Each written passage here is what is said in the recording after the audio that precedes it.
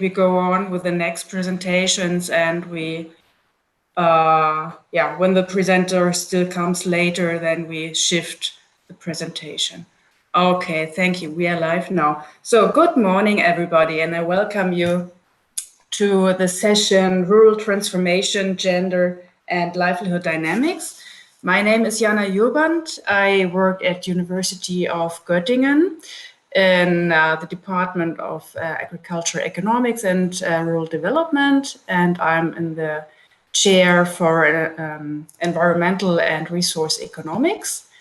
Yeah, and I'm very pleased to chair this session. We have a big range of different aspects enlightening all this very broad topic.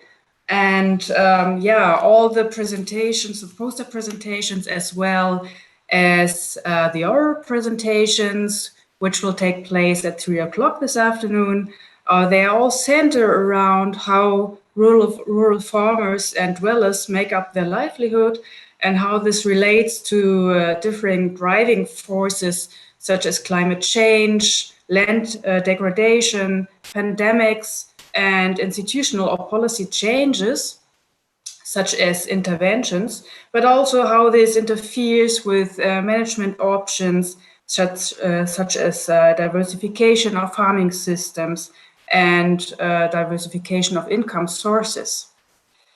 Okay, but I don't want to make a lot of words so that we can stick to the time, and I would allow each poster presenter to summarize the highlights of his or her poster in a few minutes. Let's say stick to 3 minutes or so we still have time to clarify one or the other question afterwards.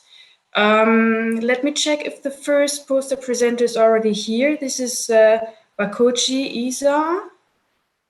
Is not here yet, so let's maybe have a look for the second. Masoud Yatstan Pana. Are you already here? No, I cannot see you on the list. But I think I have already seen Annalena Bartel.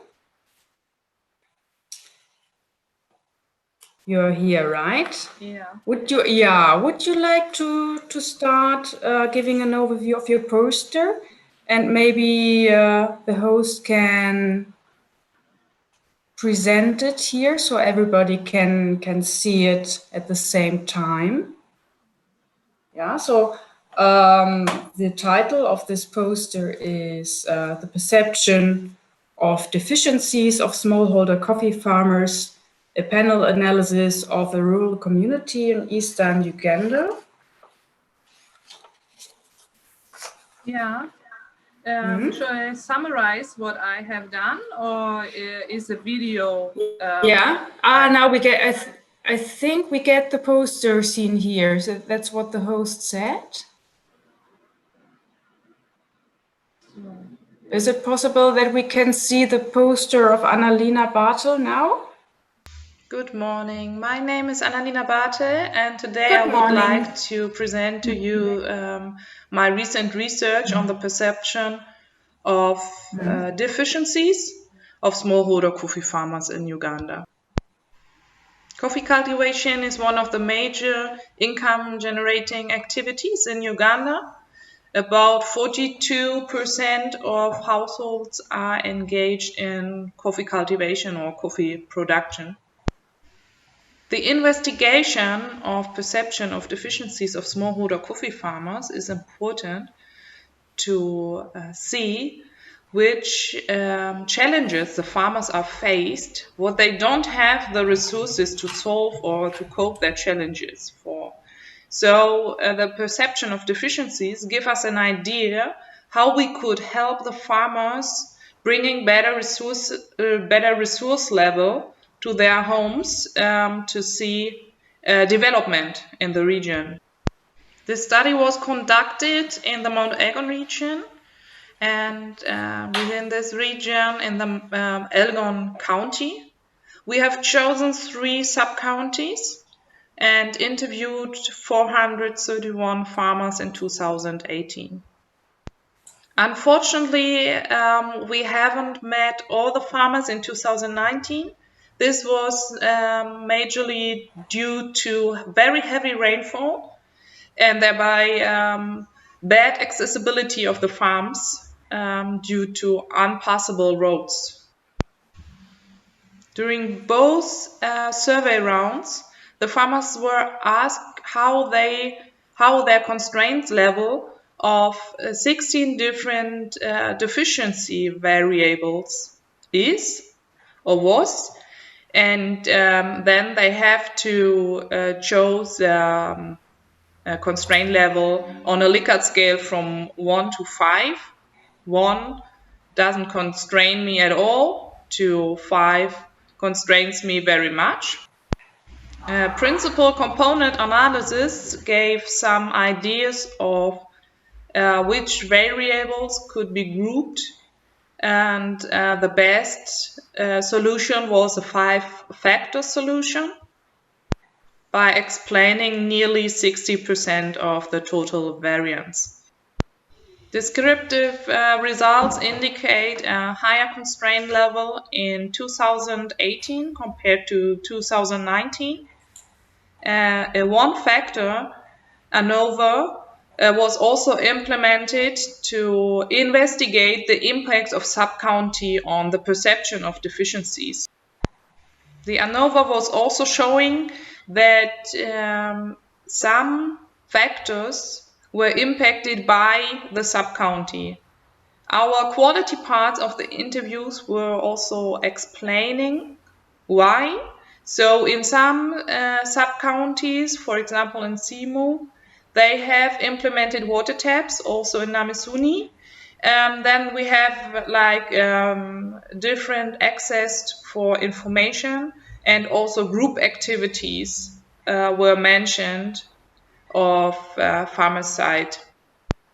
Due to many quality answers linked to climate change, further research should also implement the shocks, weather shocks, but also individual related shocks for the households into the analysis. And this is what we are going to do by having the paper finished by the end of this year. So if you have any concerns or comments, please feel free.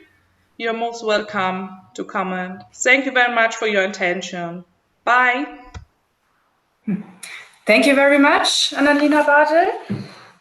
Yeah, are there any questions? I think it was not possible to see the poster here. It is, of course, available on the homepage, so you can open up maybe at the side from the homepage.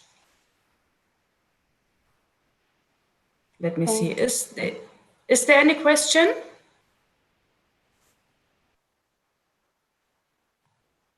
No question from my hand. No question here.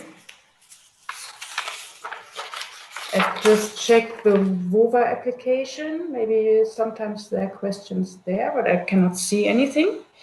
So I would have a question, Anna. What are the reasons for the changed perceptions of deficiency? So is it only about external factors, or is which part is actually something that can be changed by the farmers themselves, or are these basically factors that farmers cannot change, that are really external? Can you hear me? Yeah. Okay. Yeah, thanks for your question. So regarding the factors, there are many factors that are external. So for example, the farmers told us that next to other information sources, there are also more companies in the region buying coffee, and also more companies are picking up the coffee at their homes. And so they have like an improvement in this factor of reliability due to lower dependency on middlemen for example. So they have the chance to get the price the company is paying and not the exploitative middleman. So this is like also a very, I think most of the factors are external, but of course there are also some factors that could be from an internal perception or view of the farmers being improved by, for example, we have also implemented some research on willingness for learning on bookkeeping, keeping records, and so on. So some farmers are very motivated also for the workshops we did on climate change and so on, and others are not due to age or other like individual factors. But I think with regard to the information access, of course, it's more or less external. But when it comes to using the right information or dividing into good information access or, let's say, not so reliable information access, then it is, of course, in the hand of the farmer. Mm-hmm. Yeah, thank you very much. Very interesting research. Yeah, we are curious to see then later your paper. It seems that climate change as external factor also plays a very big role here. And so you're going about to further explore into that direction, you said, right? Yeah, we have also asked the farmers about the shocks, the weather shocks, also individual shocks, but mainly weather shocks. And due to the quality answers we got from the farmers with regard to the deficiency level, we found that the climate, like the very extreme drought in 2019, but also the very heavy rainfall after the drought have led to flooding of households, but also to mudslides that have very high impact, not only to the coffee production itself and the reduction of yield, but also to many other things like accessibility for healthcare centers due to bad roads and so on. So there are many things linked to each other, and to improve this paper, I will bring the focus also to the climate change and weather shocks experience. Okay, thank you very much, Annalena. Then the next presentation, next poster presentation would be by Yusuf Oladimici, and I'm not sure whether she's here. No, but Isa Bakuchi is now here. That would have been the first poster presentation from the list. Isaba Kochi Pantami, are you ready to summarize your poster in a few words? Like in 3 minutes or so? I'm not sure whether I think your microphone is not activated yet. Maybe meanwhile you can check your microphone. I put you on the side for a moment, and then I would go on with the next in the list. This would be Albright Anusi, and I see you are here and you also have a microphone. Are you ready to give us some highlights of your posters in about 3 minutes? Yes, I'm ready. I'm ready. Good morning. Your title is Close the Gaps, Losses in Local Food Systems, Evidence from Smallholder Vegetable Farmers in Southwest Nigeria. I really like your title. Thank you. Thank you.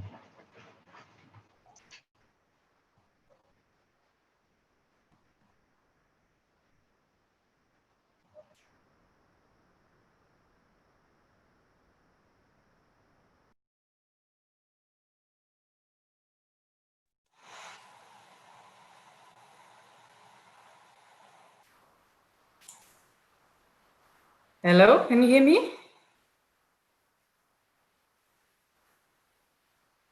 was a technical problem. So I'm back now. All right, Anusi, can you hear me?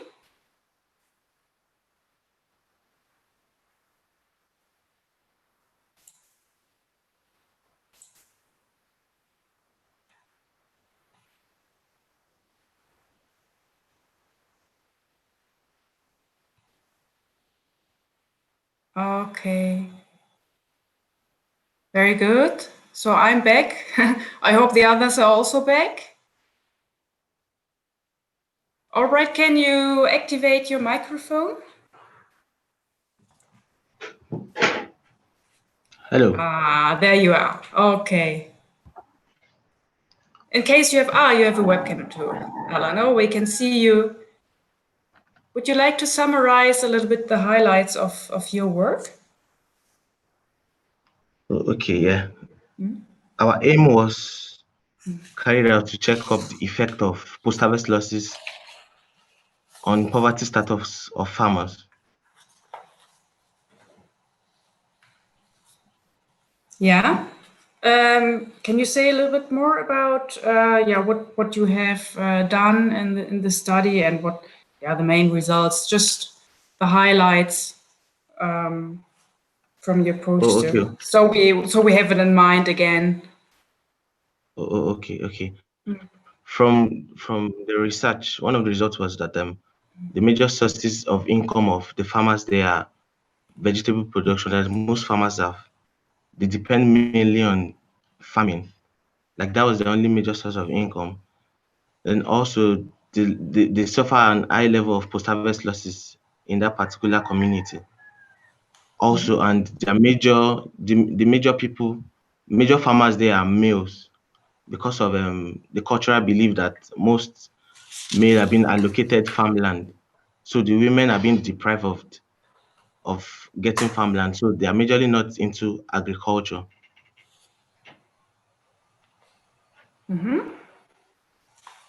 Okay. I was asking myself when looking at your poster and reading your abstract, I was not entirely sure what the focus will be. I think it is a very relevant topic, and you showed already that this post-harvest losses relate to poverty.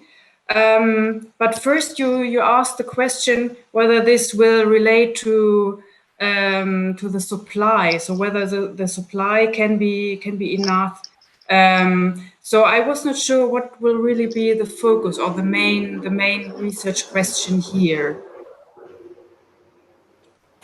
Okay, the main research question is the effect of post-harvest losses on their poverty status. So On the basically, poverty status. yes. So they suffer high post-harvest losses, which will likely influence their poverty status. Okay. So, and what do you think are the implications then from what you have found out until now? O- What do you deduct from your research results? Okay. So what are One you can say the policy implications? What do you recommend from what you have found out until now? Oh, okay. Due to their illiteracy level, some of them lack some technical know-how on techniques of post-harvest handling and also harvesting techniques. So they need more. So they need some technologies on how to go about that, the post-harvest handling and also the harvesting techniques. Okay. Yeah, thank you very much. All right. Are there any other questions? All right, from the others with regard to his poster. If this is not the case, we would go on. So maybe now we can move to Isa Bakochi's poster. I see that your microphone is activated now. Bakochi, Isa, are you there? Are you ready to summarize your poster in a few words? Yes, I'm ready. Okay, so you have 3 minutes to talk a little bit about your main results and what you have studied here. So first of all, the topic of my discussion is livelihood assessment and characterization of charcoal producers in Bauchi and Toro local government area of Bauchi State, Nigeria. Going to the result and discussion. During my research, I realized that, hello? Yeah, we can hear you. Going by the data on table 1, I realized that majority, 100% of charcoal producers were male. None of the respondents that are female. So it's a male-dominated occupations in the study area. Additionally, majority of the charcoal producers fall within the age bracket of 26 to 31 years. This indicated that majority of the charcoal producers were young. Going to the data on table 2, the table focus on the positive and the negative impact of charcoal production on the individual producer and the ecosystems. Going by the data on table 1, 36.25% of the charcoal producers have ability to saving and investment as a result of the proceeds of charcoal. 26.88%, they have the ability to purchase some of their farm product through the proceeds of charcoal. Going to the negative impact, 46.25% reveal that they feel exhausted after work due to the nature of the production of that particular product. 22.50%, they complain of low agricultural input, while 18.12%, they complain about respiratory illness as a result of how they met their charcoal in a local way. Going by the data on the table 5, the constraint faced by charcoal producers. 21.68% reveal that the work is much harder and dangerous to their health, while 14.69% complain of insufficient funds. 12.90% complain of collection bribe by the forest official in the study area. Going to the conclusions and outlook, charcoal in the study area largely depend on the natural forest, where natural regeneration of the forest is the only main source of regeneration.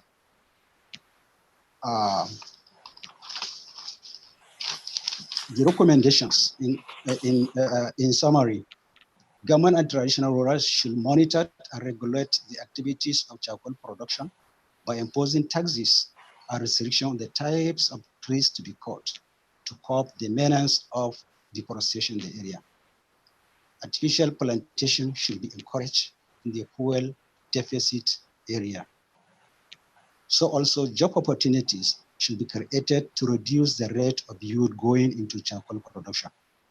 Additional research or empirical research on charcoal production have to be carried out for the entire state, because these research only consider 2 local government area out of the 20 local government area in the state. Thank you for listening. Yeah, thank you very much, Isabel Kochi. Are there any questions? From the audience? From the audience? Yeah, from the audience. Any questions? I'm waiting for any further questions. Hello? Was there a question? Yeah? I don't have any question here. No question. Okay. So then I would have a question. Okay, I think this is very, very interesting and hasn't been researched before so much. So this this kind of rural income source with a charcoal production.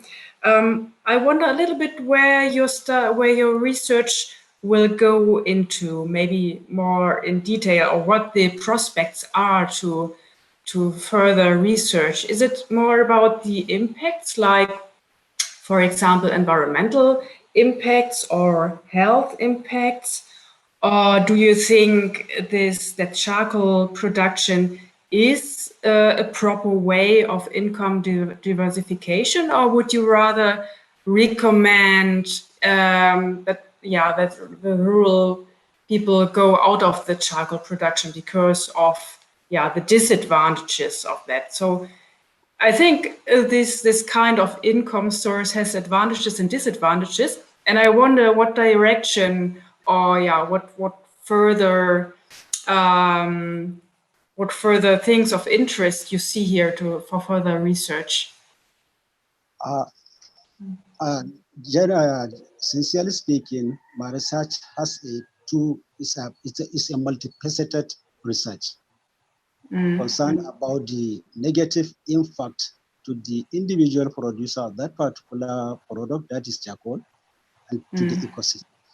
I am calling for more research into the negative effect charcoal production on the individual producer concerning their health and to the ecosystems in general. Okay. Yeah. You want to add something? No. No, okay. Thank you very much. Very interesting. So I see Yusuf Oladimeji is also... Oh, we had this already. Okay. We're already here. Let me see.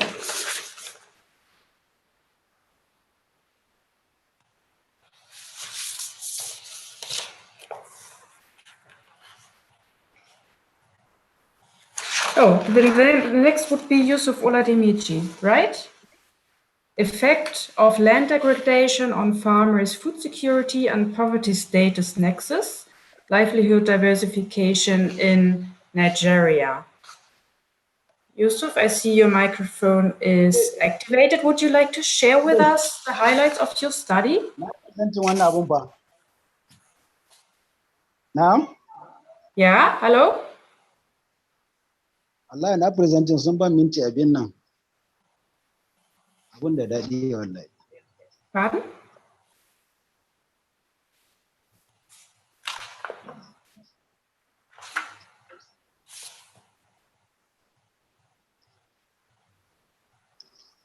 Yusuf Oladimeji, are you here? Can you hear us? Good morning. I'm here. Ah, good morning. How are you? Yeah, nice to hear you. Would you like to start talking about your research in 3 minutes? Briefly, let me talk about the research. The effect of land degradation on farmers' food security and poverty sectors linked with livelihood diversification in Nigeria. There's a link between poverty and degraded land or the environment interconnected with the rural livelihood. And these are influenced by interaction of the economic, demographic, and climate factors. The objective of the study was to assess the effect of land degradation on smallholders and food security in Nigeria, particularly in Kwara State.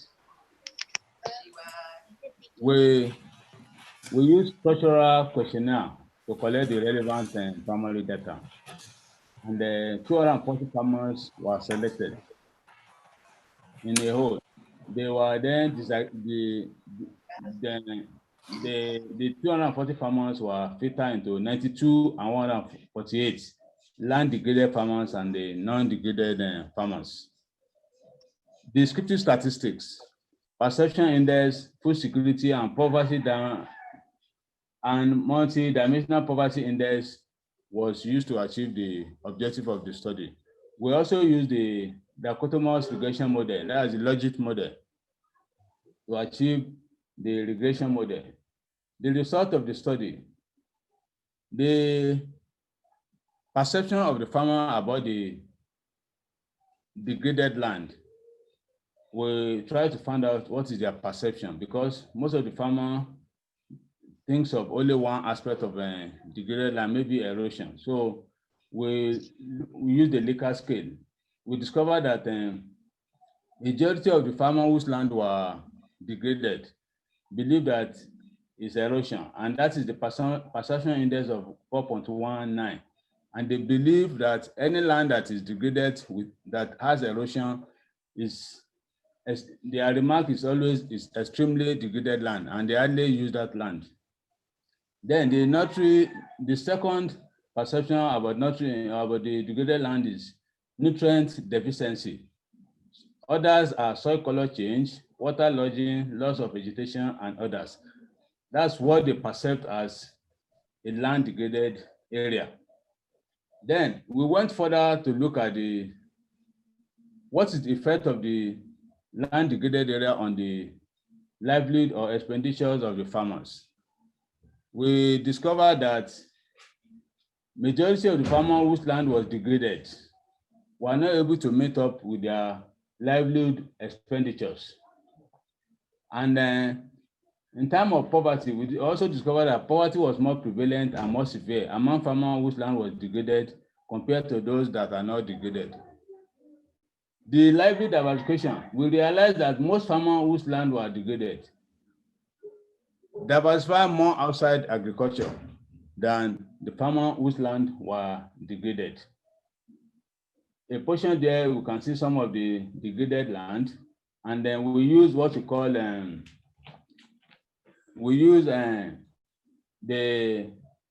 logic model to find out some of the variables, how they impact on the degraded and the food security status. And we discovered that socioeconomic characteristics, grazing intensity, tree cut, and flooding were found to influence the food security status. They were also found to influence the poverty status. Those are the determinants of livelihood diversification, and they are significant and different levels of degree. Finally, conclusion and the outlook. The research showed that the land degraded farmers are susceptible to higher poverty, more vulnerable to food insecurity, and higher livelihood diversification outside agriculture. Then we recommended strategies, a lot of strategies, but I presented some here. One of the strategies is that the extension agent needs to train the farmer on intercropping, mixed cropping, and crop rotation. Then planting trees, because most of this land are arid. There are virtually no trees there. Planting trees will also help, maybe at the edge of their farm, so that it will serve as a erosion bridge. Then organic manure and some other cultural practices will also be of help. Thank you.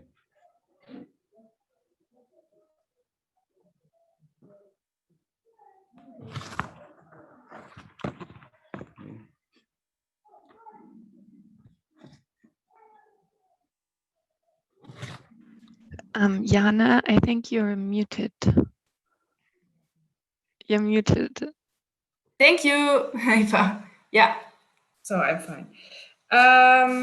Yeah, thank you very much. First, I would like to ask whether there are any questions from the audience.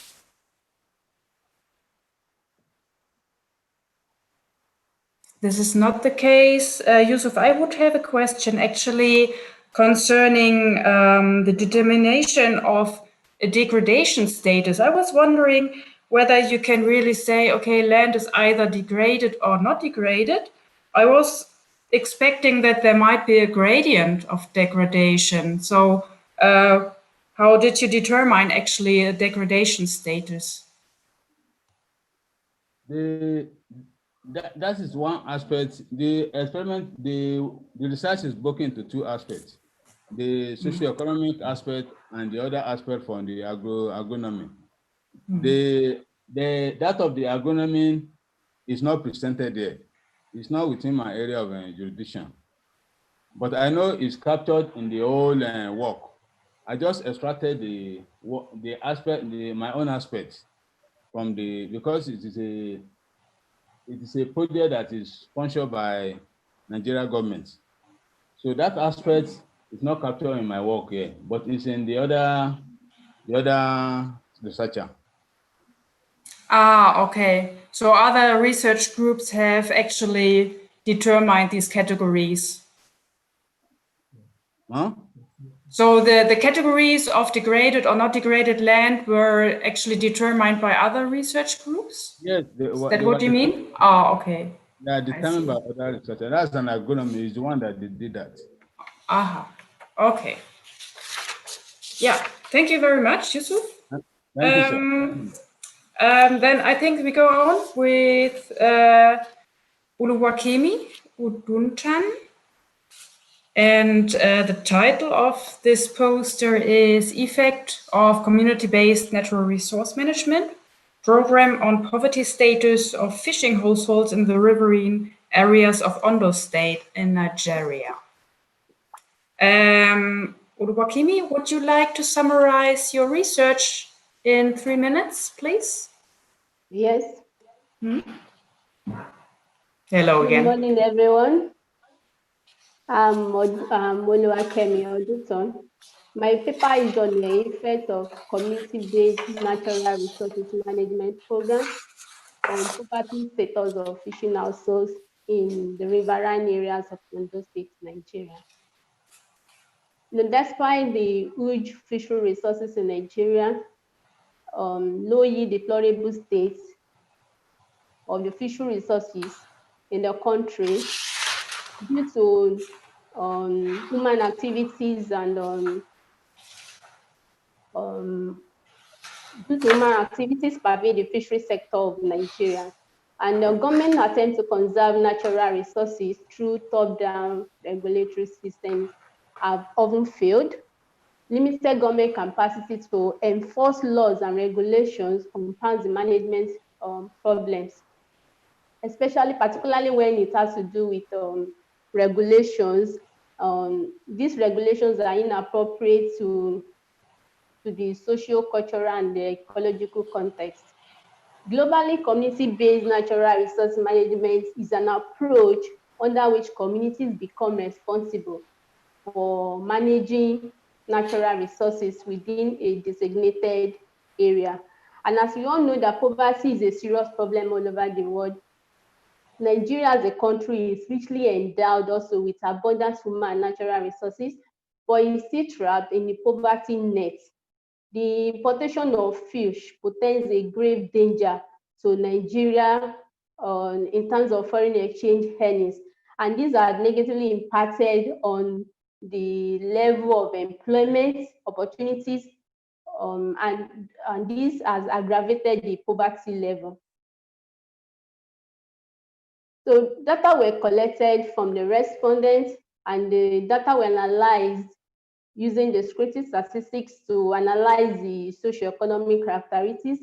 I also made use of Foster-Gretelbeck Poverty Index to analyze the poverty status, and also used probit regression models to examine the determinants of poverty among the respondents. And the result of the socioeconomic characteristics revealed that a majority of these fish farmers are females, and they are economically active age with an average household size of 6 and 7 for participants and for non-participants respectively. The result of the poverty measure revealed that 35% of the participants and 47% of the non-participants fell below the poverty line. The poverty depth, that is the poverty gap or depth, indicated that the participants needed 10% of the poverty line to get out of poverty, while the non-participant needed 50% of the poverty line to get out of poverty.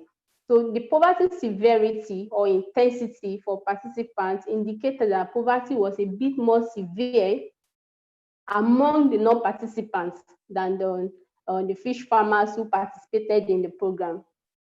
Our estimates of the probit regression model reveal that the household size, the years of education, the share of farm income, access to credit, and participation in a community-based natural resource management program are the determinants of poverty among the respondents.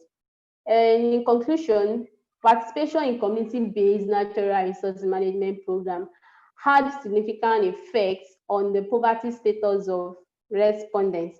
In order to reduce poverty, non-participants should be encouraged to engage in participation in community-based natural resource management program.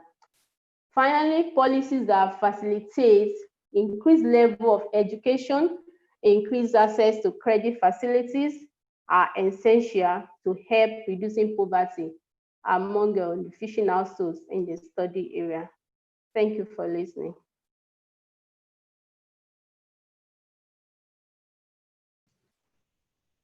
Jana, you're muted again. Hello? Yeah, thank you. So, thank you very much, Oluwakemi. Are there any questions?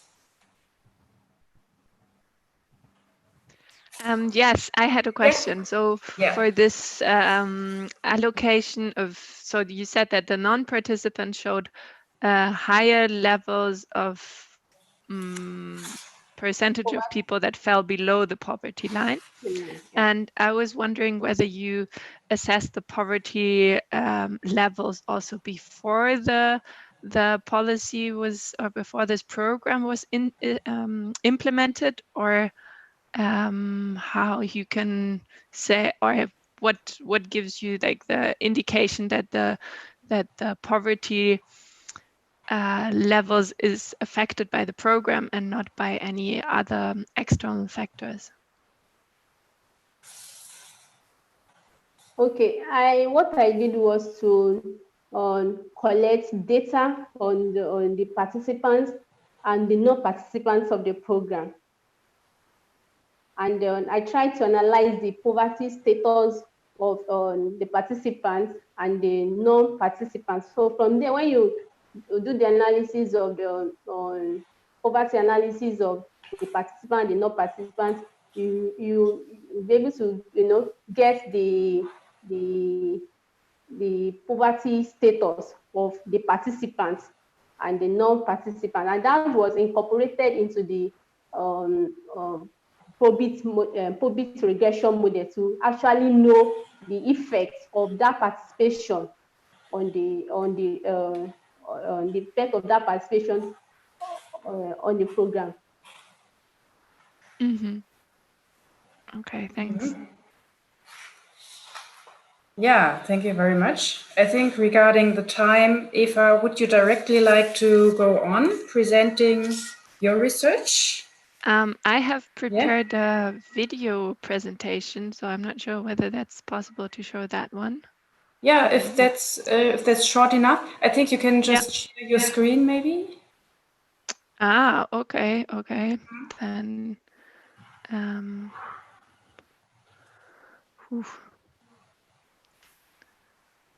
so it's not shared by the host. No. Yeah, I'm not sure. I also thought the host would share the posters, but actually, somehow this seemed not to have worked. Okay. But can you? Well, Do you see I try. Okay. Yeah, I don't have it as a video, I think, at the moment here, so I can just show the But presentation. we can have a look at your poster at the side, and you just share a few words about that. Ah, there it is. No. I see a box. Yeah.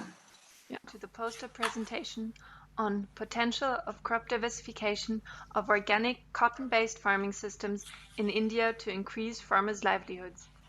My name is Eva Goldman, and I am working on this study together with my colleagues from FIBOL, Tane Yoshi and Amrit Biriyar.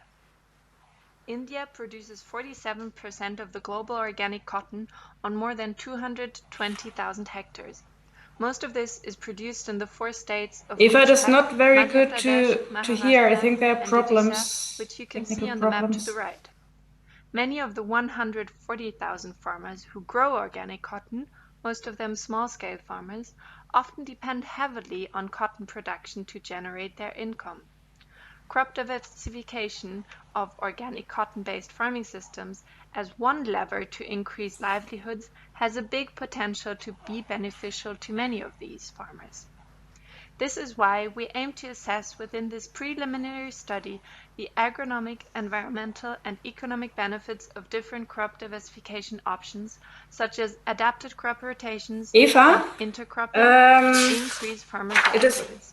It does we not applied work a very mixed good. methods approach based upon literature For me, and I data hear the reviewing video quite well. and a strong focus on stakeholder involvement through semi-structured interviews and workshops. To assess the economic benefits of crop diversification, we calculated the benefit-cost ratios of different crop rotations that are suitable for organic cotton-based farming systems. We take different 2-year crop rotations into consideration, where in the first year, organic cotton is followed by a legume crop, and in the second year, we propose different combinations of oilseeds, cereals, and legumes. In the figure, you can see the benefit-cost ratio of an exemplary combination of these crop groups. Across these different combinations, the benefit-cost ratio ranges between 1.2 and roughly 2.5. This illustrates that the different combinations do offer economic benefits for farmers, but also the wide variability of these economic benefits depending on farm performance and location. But why isn't crop diversification practiced more widely? We have identified a number of challenges. Better know-how on the management of multi-cropping systems is needed, requiring engagement of research and extension. Furthermore, farmer awareness needs to be raised about the options and benefits of diversification. Due to small land holdings, it is difficult to produce marketable amounts, and small produce amounts make it difficult to link farmers to markets, as well as missing adaptations in the infrastructure, such as storage and transportation. To encourage farmers to grow a diversified range of organic produce, market access and good prices need to be given. Concluding, there are different suitable crop combinations that offer economic benefits to farmers, their potential being strongly dependent on farm performance. But more know-how is needed to manage these multi-cropping systems. For crop diversification to reach its full potential in improving farmers' livelihoods, market access needs to be granted, and action from all stakeholders is needed. With this, I will close, and I'm looking forward to your questions. Yeah, thank you very much, Eva. And thank you for preparing it as a presentation. I think we had some technical problems, but I hope, nevertheless, you were able to follow this. Is there anyone having a question from the audience here?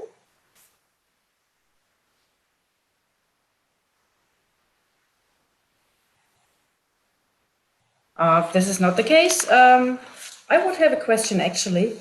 I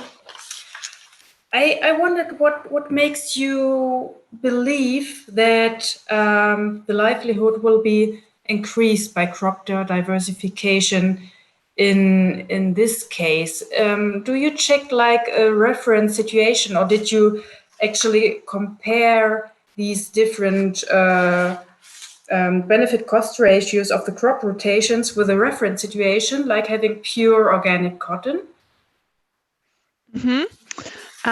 So we assume that on one side, crop diversification is referred as one of the measures that can kind of diversify farmers' risks for income generation.